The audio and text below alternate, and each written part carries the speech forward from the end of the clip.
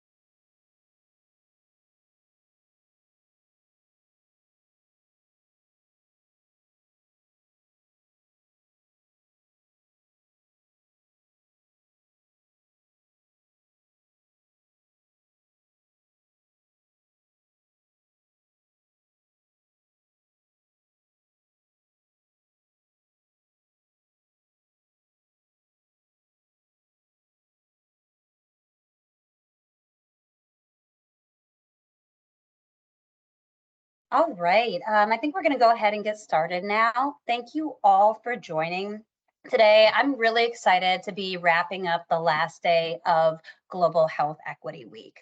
And before we dive into the conversation on digital literacy, I want to take a step back real quick and talk about social determinants of health. And social determinants of health are globally known to be divided into about 5 factors: your access to healthcare and the quality of services in which you receive, the neighborhood and the environment where you live, your social and community interactions, your economic stability, and your access to education and the quality in which the education you receive.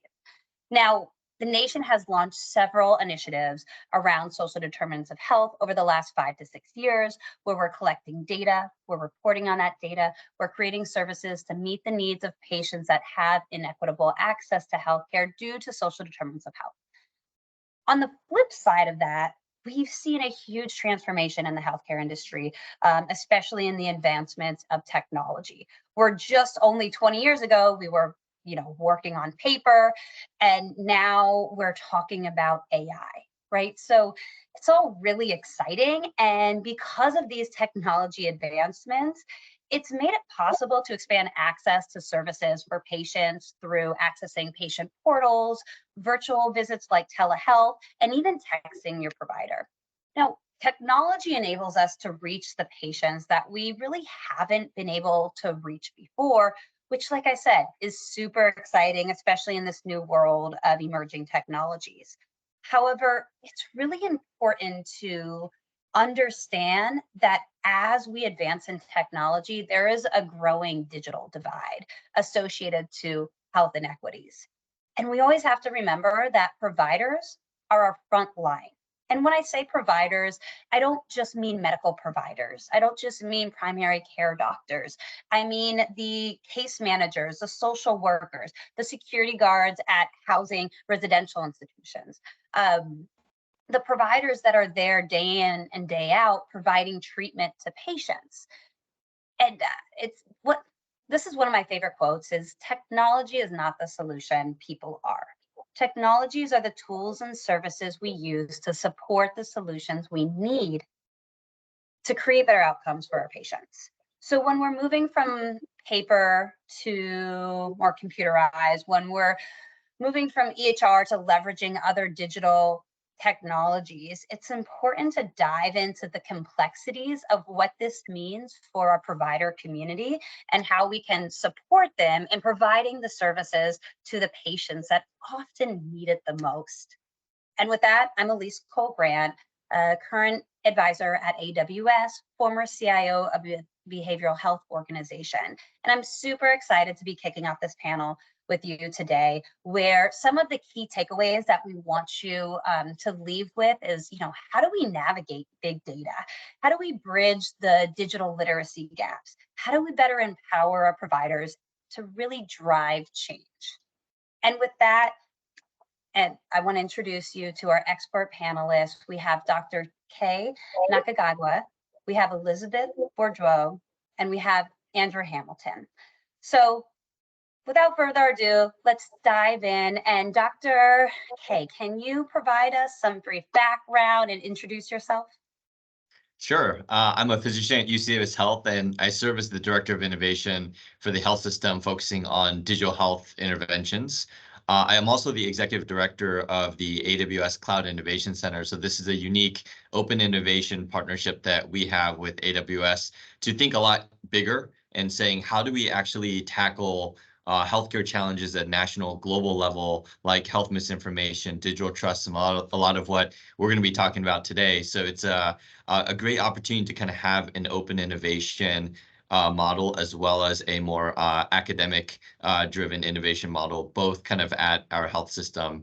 Briefly, UC Davis Health, we actually cover about 60% of California geographically. So everything kind of north of Marin County all the way to the Oregon border, all of Central California, kind of approaching LA. So in that, we have one of the most diverse patient populations, both geographically, racially, and also socioeconomically. So, this topic is really close to my heart and also to our health system, because we really do need to serve this very diverse patient population that is now becoming increasingly more digital in terms of the care that we deliver, and we want to continue on that journey. So how do we actually really address digital literacy? Because it's not just about closing the digital divide, it's really about ensuring that digital access is meaningful, right, for every single one of our patients. So Elise, thank you so much for arranging this, and excited to have this conversation. Yeah, thanks for being here. Again, excited to, end the Global Health Equity Week with you guys. So Elizabeth Bordeaux, can you provide some background? Sure. Good afternoon from Boston, Massachusetts. I am the AWS International Head of Provider Strategy and Healthcare Workforce Development at Amazon Web Services. And I like to clarify all of those words because it's a lot. So when I think about providers, I'm focusing on clinical care, which could be hospitals and clinics, but also academic medical centers, research organizations, and diagnostics business. And then when I think about my other arm, it's that healthcare workforce development, and components that I focus on really fall into four personas, being particular and international. And that's government leaders, so policymakers and ministries of health, departments of health, the business leaders, both at these organizations, clinicians, which is a little different for Amazon Web Services to go directly and talk to clinicians these days, as well as the traditional IT staff. So my background really focuses on that intersection of clinical care and IT. I've done the paper to electronic medical records implementation at large academics all the way down through rural care. I've run innovative software teams and even genetics bioinformatics teams. So a very wide range that I think gives me an expertise and awareness of thinking about how do we educate the workforce. And I love using the provider concept widely and really taking that wide view of how do we support them now and how do we support them as we move towards the future and continue to evolve. I'm super excited for the panel and all the wonderful insights. Thank you, Elizabeth. And I think it's really great that you're here, because I think there's a conception that cloud technology supports cloud technologies, but there's a huge provider piece, right, that we're reaching out to, because they're really the ones leveraging these technologies and then bringing it to our patients. So appreciate you being here. And Andrew, can you introduce yourself and provide some background? Yeah, sure. Hi. Thanks so much, Lise, for putting this together, and to my co-panelists for letting me be a part of the conversation. I'm Andrew Hamilton, the CIO of Alliance Chicago. So I'm here with you today from my offices in Chicago. And Alliance Chicago is a network of federally qualified health centers. Also, to those familiar with the funding stream through the Department of Health and Human Services, that's referred to as a health center controlled network. That's the federal definition of what we do and who we are. And as CIO, I really focus a lot on our efforts to provide meaningful and usable health information technology to our clinicians and care teams that are providing critical services to patients and communities, inclusive, of course, of those that are experiencing homelessness, refugee health services, mental health and substance use treatment services, and then obviously primary medical and dental care as well. And I think my background prior to that, as working in an academic medical center setting in pediatric intensive care and trauma services, I was a former flight nurse. I've always been in the intersection between technology and care delivery. And so it's something I'm extraordinarily passionate about, and just really honored to be part of the U.S. Healthcare safety net, and really working at a local level to bring meaningful change, impact to those that are in need. So it's great to be here, and I'll be really happy to have this conversation with the panel today. So thanks so much for the opportunity. Yeah, thank you for being here. And, I think it's really important that we have all these different perspectives, because like I mentioned earlier, right, the definition of providers are changing, right, and has changed and has expanded to absorb a wider scope of providers from what we used to know 5-10 years ago. So it's really important that you're here, Andrew, to give us that perspective. Now, when we're talking about digital literacy, and literacy being a big topic, is let's define what digital literacy actually means. So we're all talking the same language here. Kay and Andrew, can you give us some insights on the definition around how you define digital literacy and the work that you're doing? Sure. Well, speaking of changing definitions, I think digital literacy is definitely one of those that fall in that category. I really think of digital literacy as having the skills to use technology to consume information, to create content and information, as well as being able to communicate with people or with organizations. That's kind of, I think, the individual version of what digital literacy is as a definition. Yeah, that's a really good point. Andrew. Yeah, I think similarly, it's really about leveraging information technologies to discover, review, incorporate, and use, information that can, hopefully be both shared and consumed in a community, if you will. And I think the interesting part about the sort of literacy component is the navigation that one requires to have both cognitive and technical skills. It's really that intersection of not just use of the technology, but actually the cognitive skills for how one could then put that information in action, and make meaningful use of it. So I think when we think about this content, it's really important to sort of think of both ends of the spectrum, both the digital, the technical, and of course the cognitive capabilities. Yeah, and I think oftentimes I'm in conversations where usually we're talking about one or the other and not necessarily merging the two, right? You having those skills.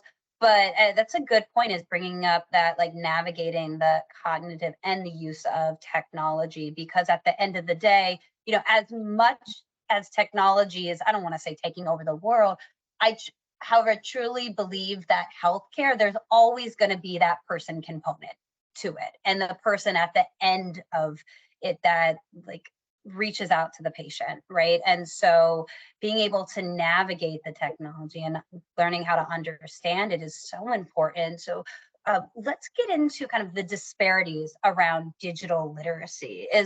What are those, and can you elaborate on some of those disparities, Andrew?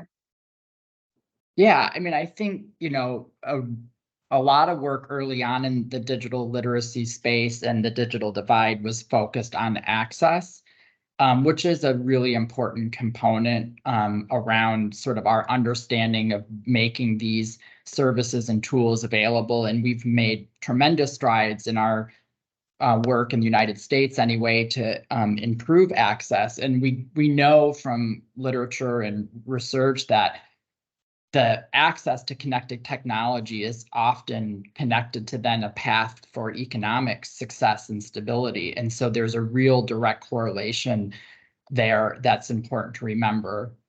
But when we then think about beyond access, we start to wonder about skill sets. Like, do people have the skills they need to use that technology that we described? And the data is, a little challenging. I was looking some figures up, yesterday, I think, somewhere around a third of all people in the United States have some issues with sufficient skills relative to technical or cognitive access and use of digital health tools or digital tools in general. And as we've seen in other disparities in our country, these are generally overrepresent Black and Hispanic individuals in the United States. So that disparity is also further when we examine sort of that race, ethnicity, and other sort of regional differences. Also, I'll point out the Community Health Center program also serves all of the U.S. territories. And so sometimes those statistics that we look at don't actually examine disparities by geography, especially by U.S. territories, where we see a very big divide.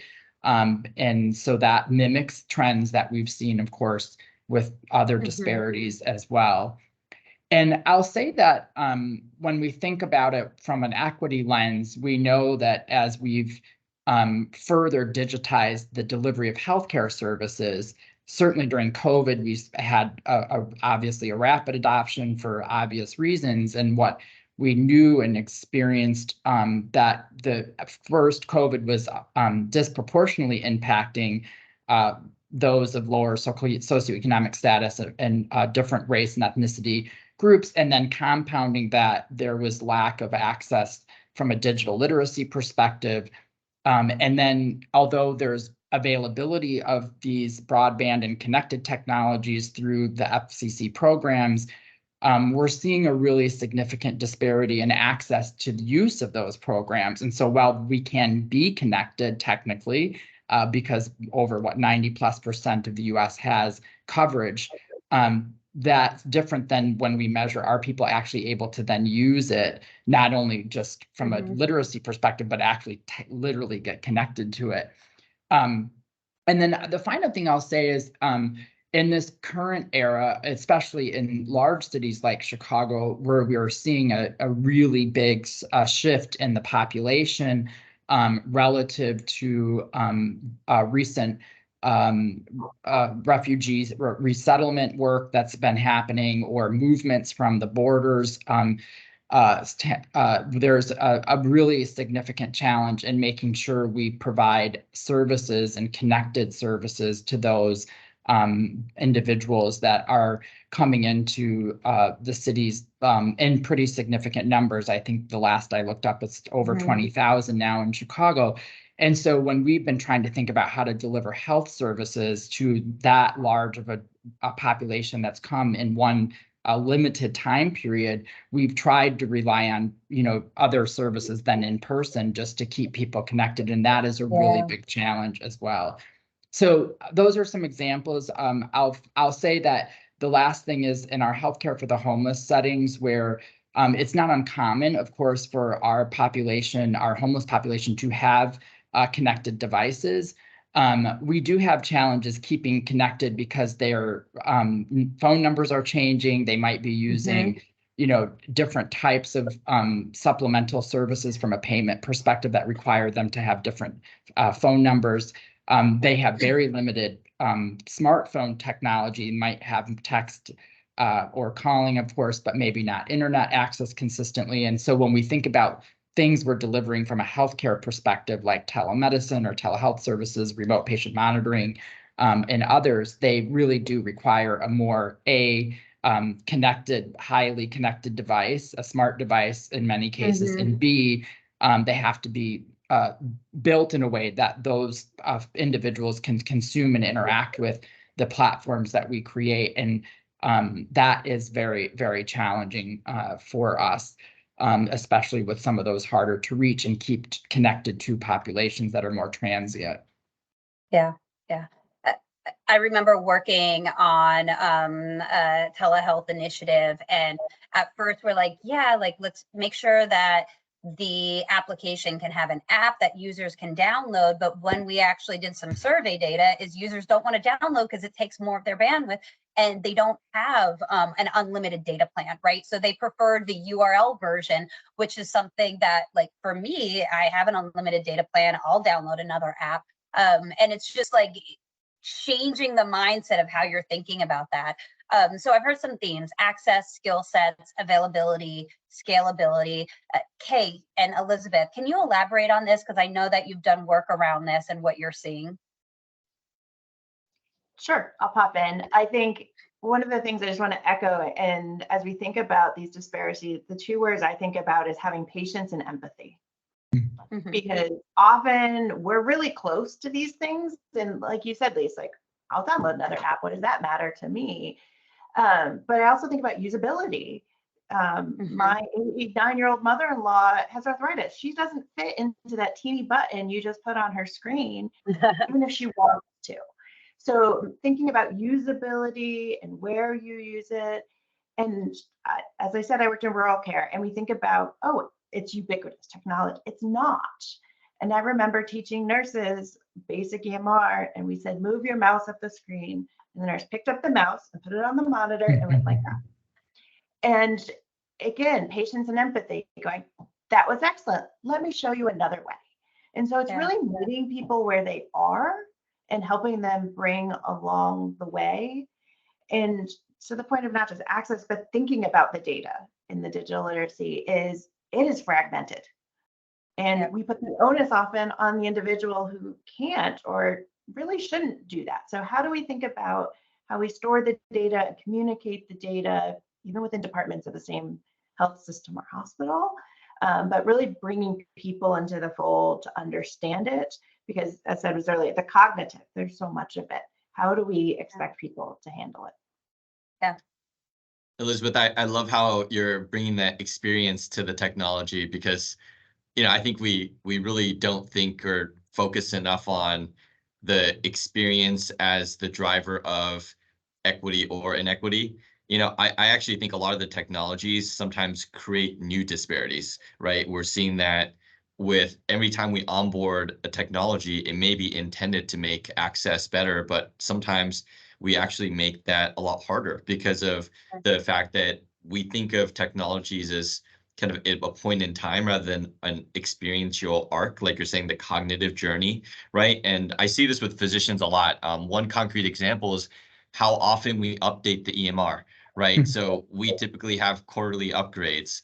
And when you look at sometimes like pajama time data, or, you know, the amount of investment we need to make at UC Health, we do quite a lot in supporting the physicians, right, as they go through that journey throughout the year of the electronic medical record changing, you know, and improving. But improving also means sometimes disrupting or changing their workflows. Every time a button moves to a different location, it's intended to be a better experience, but it's, you know, their brains are already dialed into a certain workflow. So whether that's for providers or for patients, you know, I really think it's so important that as a health system, we're looking at what is the arc of the experience and how is it changing, and let's not change it too drastically at any given point in time, because, you know, then that's what really creates the disparity sometimes. Yeah, I think that's really important. What you said is technologies create more disparities, and coming from the technology end is, we don't want to believe that, right? We're creating solutions, we're creating access. You know, Elizabeth, you and I work in the same organization where AWS comes out with new services quite frequently. Is how do you balance that with your customers, your providers, in terms of all these new technologies being constantly available, and all of our partners creating so many new apps that are like the bells and whistles, but yet on the ground, they are creating more disparities, not just for patients, but for providers accessing and having to log into 12 different things to get one patient record. Is how do you navigate that with your providers?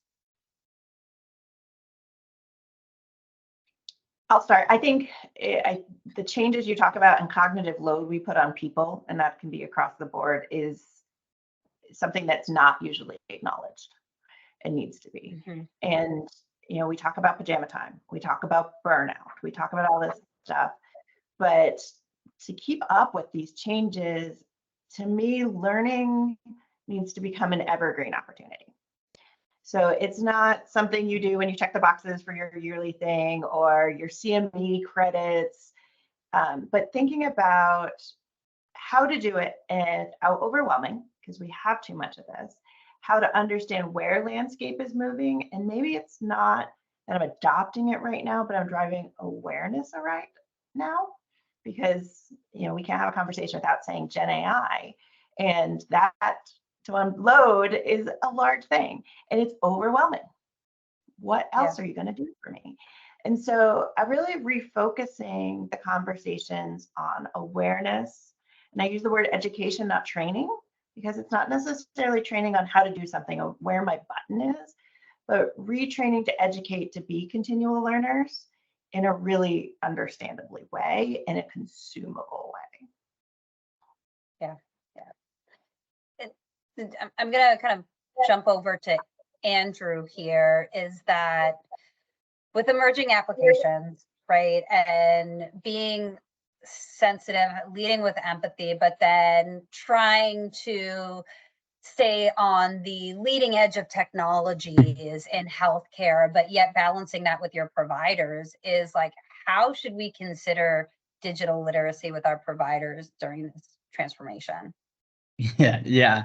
I can't pretend to have all the answer, of course, but a couple things we think about.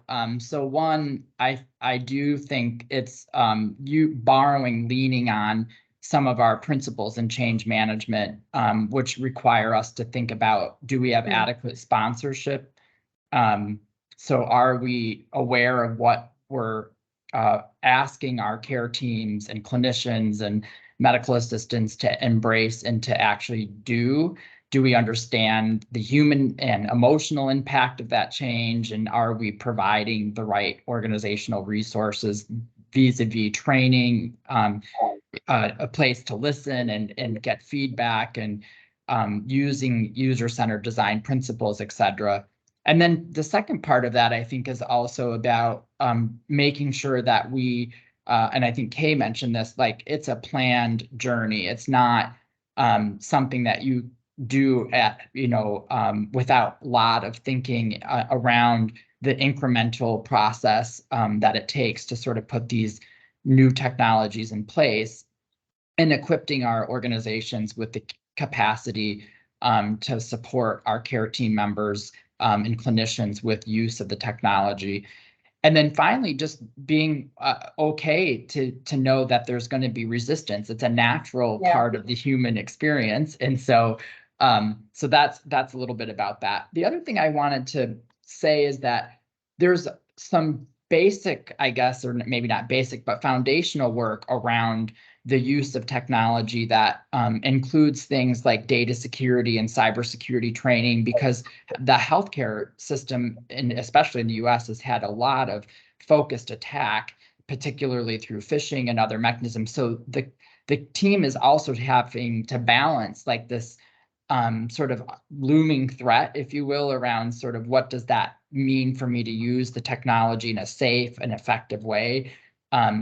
And that then leads into some of the principles we learned from our literature about clinical decision support, about putting things in front of people at the right time, the right place, for the right reason, to support the right actions. So the 5 rights of CDS come to mind as relevant to digital literacy and trying to embrace supporting the team.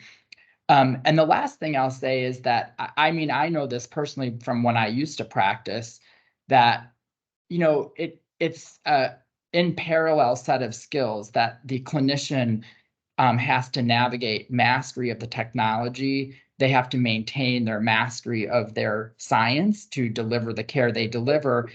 But most importantly, they have to be able to build trust with the patient. And so anytime that we do anything that gets in the way of building trust, we really create an unfortunate opportunity, of course, to deteriorate the care experience and likely the outcome. And so when I think about our work, trying to balance all of that, and then the additional pressure of the economic and resource constraint environment for which our health centers operate in, it's a very complex matrix of things that we have to always be thinking about as we're building and thinking about the deployment of technology in our safety net environment. And then Yeah. finally, I just want to make one other comment about the reality is that a lot of our understanding in medicine in particular is derived from random controlled trials and other type of research that's done. And that unfortunately has not always included the types of populations we serve. And so the purpose of me bringing this up here is that the clinician also has to be thinking about how to apply the knowledge they've gained through the technical experience to that particular person that's in front of them. And in our care settings, that's not always a one-to-one match, because unfortunately, the clinical guidelines in the United States are not always sensitive to the types of patients we're seeing, or the digital technologies don't offer services in enough languages that then the patient and the care team are trying to navigate how to support the person to understand something from their perspective when it's not really even being presented to the patient in a way that's meaningful to them. May all that be culturally or linguistically appropriate care. So that's just to say a little bit about that balance at the patient level. And so at our organizational planning level, those are all the things we're constantly trying to mine to figure out how to, put a path forward. Yeah. And at least if I can jump in, because I wanted to pick up on this nuance that, Elizabeth, you talked about education, and Andrew, you've gone through medical education, clinical training, and then now you're kind of overseeing these community health centers and talking about training. And I think I actually was just thinking about how there's a difference between education and training. Training is kind of this more point training of the tools that are available today. And I think we do quite a lot as health systems for providers, especially on training them with the tools that they need to learn. I think the problem is that tools change quite a lot, right? Whether the tool itself upgrades or we're adding new tools. And I think about, my medical school, where it was hard to even just fit in nutrition as a new module because it's so jam-packed 4 years that we don't really educate people about technology. Like Andrew, you mentioned cybersecurity. Like we don't educate people about the concepts of cybersecurity and how it applies to your day-to-day. So we kind of skip over this kind of technology education, digital literacy education, and just say, let us just show you how you're supposed to use this thing today, and we'll update you on how you use it, in 2 months or in a year. And I think that's one of the problems that I think we have in the system.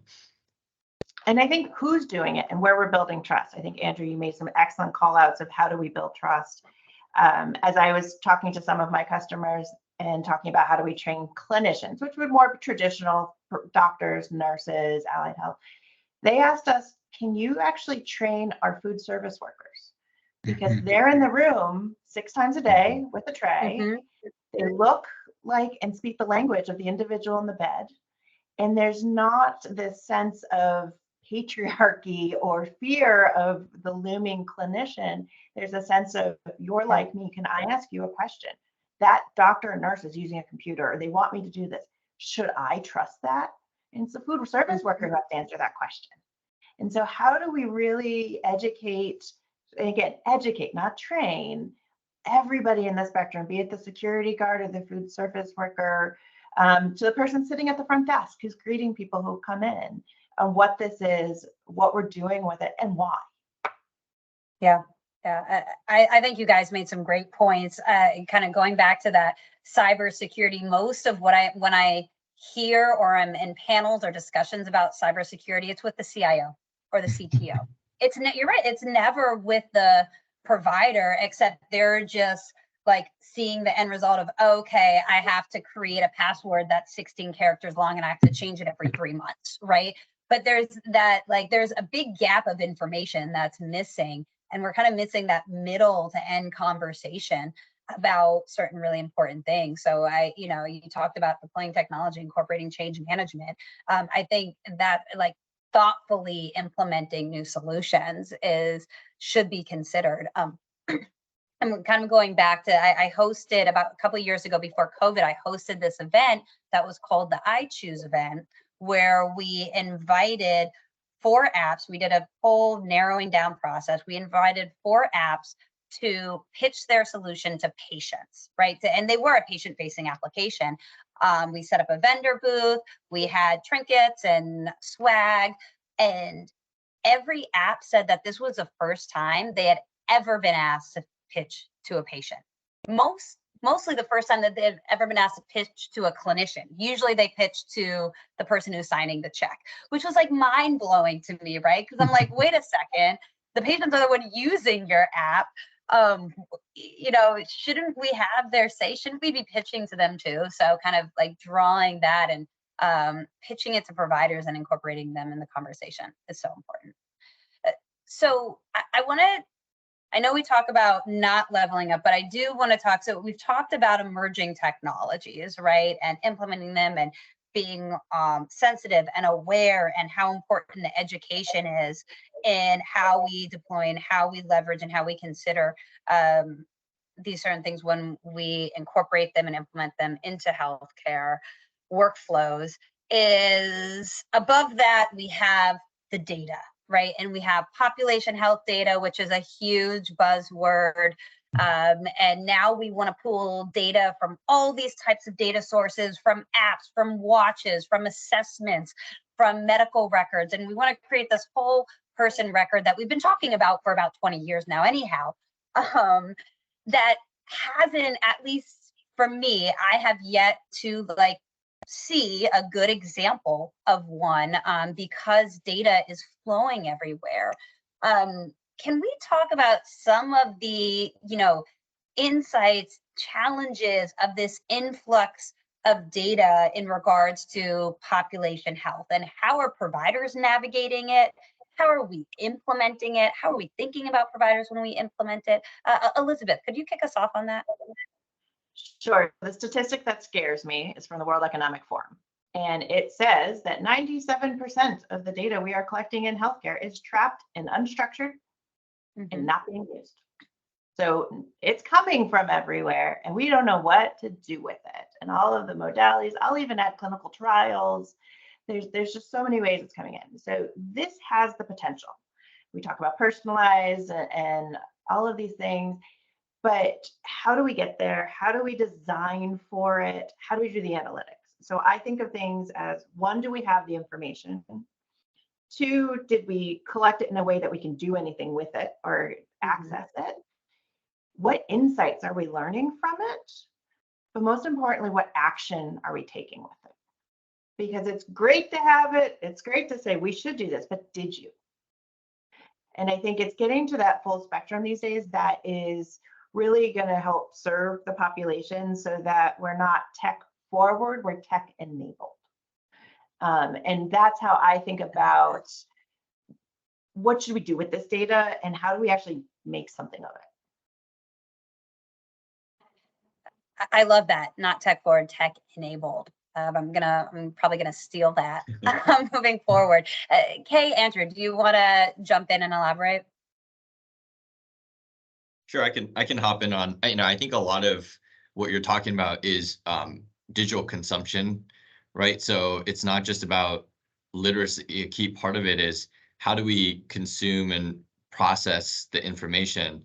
I think with this digital transformation that we're going through, we're seeing 5 times, 10 times more data coming through from the patient. And I think that now that experience of the patient and the clinician are two sides of the same coin. That wasn't the case before. Now, if they're generating 5-10x more data, you are liable to read, analyze, and act if needed on that 5 to 10x more data. I think right now we're still at the tip of the iceberg in terms of digital transformation. So that could literally be 100x. And I think one of the things that we need to do is really reimagine the entire model of how we consume information, how we relay. Some of the things that we're doing at UC Davis Health, and I see with other health systems, is having a more of a digital command center where the data actually doesn't go straight to the EMR, or it doesn't go straight to the physician. It may still be stored in the EMR, but there's another kind of processing facility, right, of experts. Maybe they are not necessarily physicians, but they're clinical experts and staff who understand the guidelines, who are looking for certain signals. That could also be AI driven, right? But it can also be human in the loop manual, and really being able to process this influx of data and then passing it over as needed to the clinical experts and the right clinical experts. So a lot of this is really just kind of this transition from the practice of medicine being predicting, diagnosing, treating, to really being informaticists across the entire spectrum of the workforce. We need to be able to think through large data, in a more holistic way, rather than just looking at data for each patient, right? Like you're saying with pop health. Informatics, I think, is going to be a key kind of driver, a key thing that we need to kind of infuse more into the upstream education as much as the training, in order for us to actually deliver the care we could deliver with this new kind of increase in data.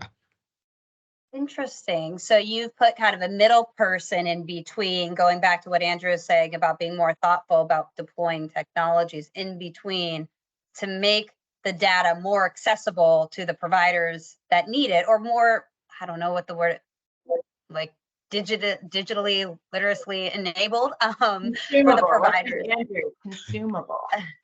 Consumable, there you go, thank you. Yes, consumable to the providers that need it, instead of just saying, hey, you have all the information here, it's 24 pages, like you have everything you could possibly need in the EHR or whatever app that you're using. Andrew, let me jump over to you. Is on the flip side of the providers who are gathering that data through the large amount of assessments that we have, and we don't have very many standard assessments, or we have too many, either one, is what are you doing on your end with the providers in considering pop health? Yeah, I love this conversation. So when I think about this, I think back to sort of what we know.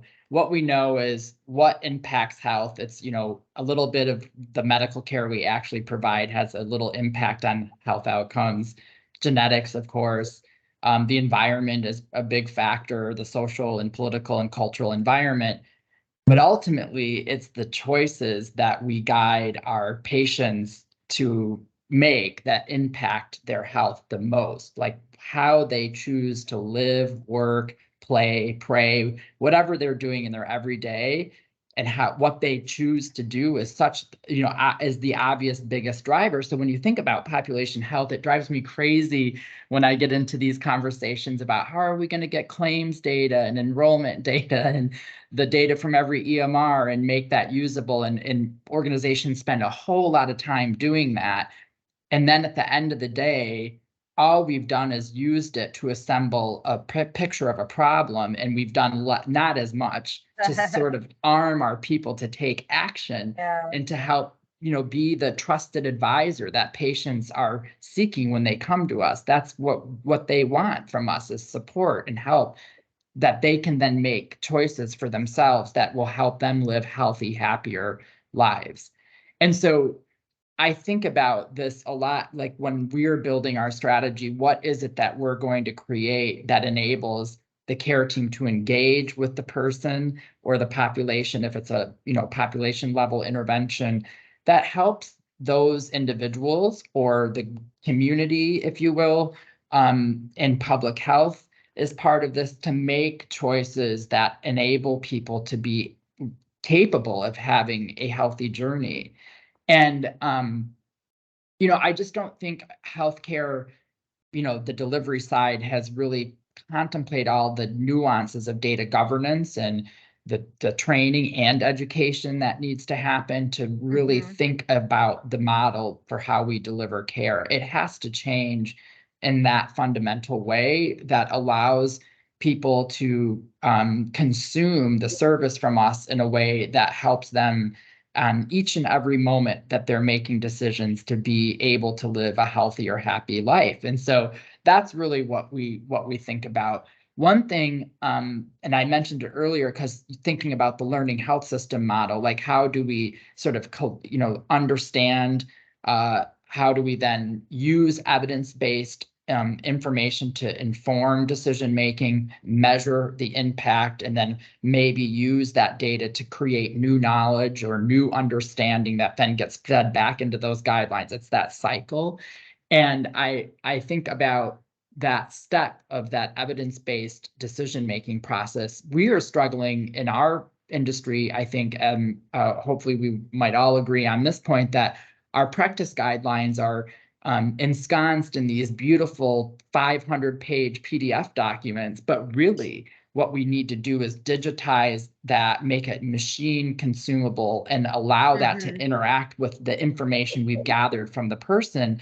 That both presents recommendations to the clinician, but also is something that patients can access. There should be a very big focus on making that science, that evidence available directly to the person, not just have to be filtered through us as clinicians. So that's one thing we've been working on. We've done a couple projects of building patient-facing tools. I lead our we have a funded project from ONC to build a consumer-driven universal care plan. So it's interoperable with any EHR and population health system, but ultimately it's in the hands of the consumer. It's not just the care coordinator or just the provider that accesses that. It's right directly there for the consumer, the person to interact with. And then the other thing is trying to build interoperability in cross-sector ways. So sharing data with healthcare for the homeless and the housing provider, the HUD system provider, or the food repository here in Chicago, the Greater Food Repository, to see if we can build a plan of care that impacts decision-making around safe access to housing or temporary housing or shelter care when needed, as well as navigation, a very complex system around getting access to high quality, nutrient dense food. All of those things have, we believe, a big impact on the outcome. We can't leave our care teams and clinicians behind, but I think we want to think about sort of how we get this out to the consumer more friendly ways for them to take those actions. So that's where we are with our work in this population health space. Yeah, absolutely. And thank you for sharing. You kind of highlighted some of the barriers that we're facing, but also appreciate you sharing some of the strategies that you've actually implemented. Elizabeth, can you share some of the strategies that you're implementing on your team? Sure. So as I think about digital literacy, one of the things I've said, the reason I do all 4 areas of government, business, clinical, and IT is create a common vocabulary. The same language, have a shared understanding of what you say is what you mean, not what somebody thinks you mean, and really engage people where they are and what they can do. Kay talked about pajama time. We have plenty of conversations about that. So when I look at a lot of the content we're creating, digital courses, but micro learnings is, can I put something out that you can do while you're making your coffee? Can I get something exciting for you? Where can we do a hands-on activity? Be able to do somebody who just wants a vocabulary lesson all the way to, I have an affinity for ER docs who love to get their hands on things. So giving labs and video games and really gamifying a lot of the content we're doing in a really exciting and learning way, and keeping to try new methods, because we're adult learners. Some of us are, we all learn differently. So being able to have that content available in multimodality in a consumable way that we can actually get it out there, because it's great if we do it, but if it's not consumed and engaged with, so what? Elizabeth, before I move to Kay, I have to ask you, and maybe I'm the only one who doesn't know, can you define pajama time? Because I was not familiar with that term. I feel like Kay should. He probably lives and breathes this a lot more than I do. So pajama time is the amount of time clinicians spend doing work outside of the clinic or outside normal hours. So we often see them doing their EMR documentation after hours. You spend your 15-minute, if you're lucky, time with your clinician, then they spend 30 minutes in front of a computer documenting it. So trying to stop that extra and really being able to let them do their job and show their humanity and why they went into medicine, and really take care of the person in front of them. Yeah, that makes sense. I'll have to relay that term to my aunt, who's a nurse in the substance use and abuse sector who would go home after a long day and then spend 5 hours in front of the computer documenting, editing the notes to make sure they met like the standards and could correlate to the ICD-10 standards. So thank you. And Kate, can you end us with some of the strategies that you have, piloted that you're using in your organization? Sure. I'm going to answer a little bit maybe oddly, but I want to really focus on what's the North Star, right? Because we're doing a lot of experiments around strategies around in making sure that we have better ways to handle large data sets and provide better insights to the clinician that are actionable. But ultimately, the North Star is how do you use technology to enhance the human touch in medicine? And I actually would say for that human being. So whether it's a provider or a patient, today we centered a lot on the provider, like that provider is a human being with a job, right? And so there's a lot of still, I think about the human touch when I'm talking about pajama time that is not allowed, or not that they're not able to have with their family or with their friends or with their dogs or pets because they're charting in the electronic medical record at 8 p.m., right? Let's say. So I just think that we talk a lot about practical terms of what technology can do to help improve, the patient experience, the provider experience. But really, I don't think it's that necessarily providers want to spend less time seeing patients or less time working. It's that so much of that time is staring at a computer screen or multitasking, right? And I think it's all about how do we get, I think the providers to spend more meaningful time engaging as humans, right? And let technology take care of the technology stuff, right? Yeah. Let's all the data that's flowing through this kind of conversation could be analyzed and charted, right? So that more of the 8-hour, 12-hour day is focused on just sitting there being present, with your patient. And then when you go home, I would love for our technologies to have done such a great job during the day, during the workday, that you can be really present with your family or friends, and I think if we can really, again, bring back the human experience to your whole day, right? I think that's really the North Star. And I think that's actually very possible for us to get to. We need to almost bring the technology more deeply into our everyday lives and have them use it, have them be more incorporated in a way that allows us to live our lives the way that we want to. So, I'm really optimistic about kind of the next kind of generation of technologies that we're going to be incorporating into healthcare, as long as we're really intentional about how it's going to get used, why it's going to get used, and kind of I'll end with the thought that, while we always think about new technologies, sometimes we actually already have a lot of the technologies we need. We just need to use it more. We need to use it more effectively. Like we need to just, almost not focus too much on what's the next shiny object, next shiny technology, and just say, are we really thinking about that human-centered experience with the technologies we already have today? I see a lot of nodding heads. I cannot, echo that enough, as I heard that so many times in our provider community. Like, well, this thing basically does what we want. Do we really want to invest in a whole new form of technology? Can't we just do this a little better? I think it's so true. It's so true. And I think sometimes we like make it more complex than it needs to be, when sometimes the solution can be fairly simple from a technology standpoint, right? And I think that we forget that and get fascinated with like the bells and whistles. So thank you for sharing that. And it's exciting to see some of the strategies that are already taking place. We have about 5 more minutes left, and I wanted to give the audience a chance to ask some questions. So we have a good, interesting question here is, what are some of the most realistic use cases for generative AI that will not widen the gap to health equity? And how do you deploy those use cases? Who'd like to? I'm not even sure who to pinpoint here, so I'll just ask for a panelist to volunteer.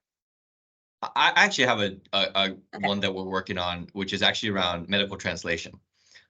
So it's really, again, the diverse population that we serve at UC Davis Health. We have Hmong populations, we have a big Slavic community, we have Spanish, Chinese, like, I mean, the whole breadth of languages. And it's really hard to get the real-time translations that we need for so many different languages. And what's really amazing about large language models and generative AI is, they almost don't think of words as different languages, right? They're just literally like mathematical vectors, like patterns. So it's not like an English word is that different from a Spanish word for that kind of technology, right? So I see a lot of opportunity for equitable translations to be actually achieved through these generative AI and large language models. So that's one area that we're exploring pretty aggressively, and we're really bullish that that's actually going to make healthcare a lot more equitable in some of the hardest areas. Yeah. Yeah, one thing we've been experimenting with is chatbot technology, and our one project was to enable a chatbot to dialogue with parents prior to a well child visit. And if I don't know that we could say it's totally in the generative AI space yet, but it did actually allow patients and caregivers to ask questions like, what vaccines will my child receive at this visit? Which, those simple things actually mean a lot to a patient's family. Especially a new mom or dad trying to navigate well childcare is confusing, and the schedule, for any of you that look at the AAP guidelines, the schedule is like super complex. And so I think that's been an experience, and it does resonate with sort of what I shared with you all earlier, that it's like, how can we get things out in front of our patients and family members and caregivers that allow them to interact with the evidence base we already have available. It's just we've made it available in very complex, very ensconced and sort of arcane ways. So I think chatbots are really interesting, and I also think some work that we've done with helping people experiment and understand how their risk profile might relate to their likelihood of developing a chronic condition. So, classically, we know the CVD risk calculator is a very good model for being able to help people say, like, if I stop smoking, what would that mean about my risk trajectory? But we've started now to apply that in work we've done with childhood obesity, and thinking about the newest guidelines that have come out about childhood obesity care is something that is a big topic in our primary care space. So there have been sort of those things we've done that are really at the intersection of using the patient's information against known sort of codified practice guidelines and helping make that consumer friendly, I guess is the way I would describe it. As another, I think, a way that I think we could really leverage technology, not even required AI exactly, but could then be broadened further with AI for sure. Yeah, thank you for sharing those use cases. I want to end this with a lightning round using Jasmine's question, where she stated that she's certainly in a shared space. She doesn't have, her organization may not have access to all the resources that we discussed here today. But if we can go around the panel, 30 seconds, what is the one thing that people can do right now within their organization to help achieve some of the outcomes that we've been talking about, or to mitigate some of the risks, some of the disparities that we've been talking about? So, like, Elizabeth, let me start with you. One thing that you would recommend that an organization can do, starting today.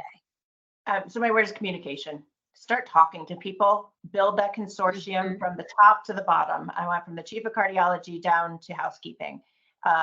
Understand what they're going through, understanding what their needs are and how to meet them there, and then execute. But if you don't get the people, you're stuck.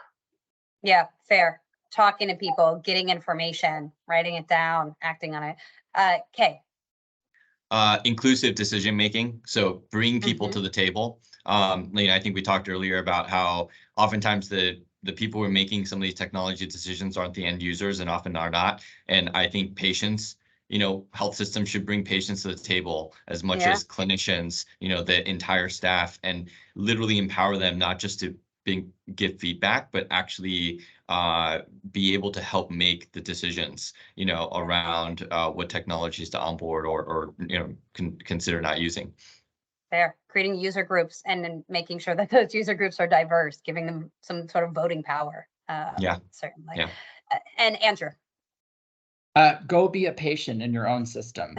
Like be an undercover boss, be an undercover boss or whatever you want to call it, but go experience it. I think you're going to learn a lot.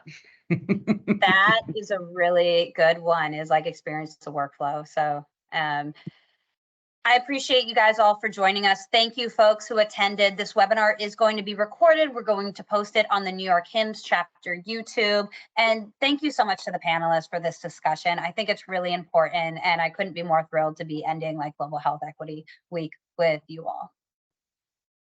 Thank you so much. Everyone. Thank you. Bye. Bye.